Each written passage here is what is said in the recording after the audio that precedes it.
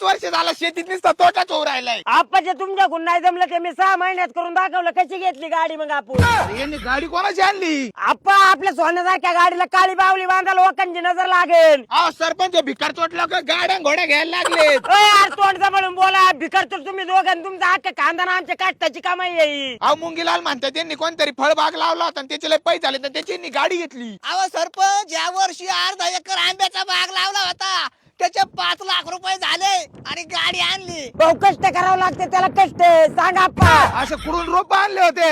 एका वर्षात झाडाला फळ आलेच कस काय? कृष्णाई नर्सरी मधून आम्ही रोप आणले होते. उरुळी कांचन वरून. हा अहो खरं तिथून जर रोप घेतल्या ना 1 वर्षात डायरेक्ट त्याला फळं येतात. वरून सगळी लावायची बैवायची सगळी माहिती तेच देतात. आता आंबे व्हायला गाडी घेतली. पुढच्या वर्षी फॉर्च्युनर घेणार आणि पुढच्या वर्षी फॉर्च्युनर मध्ये आंबे वाहणार.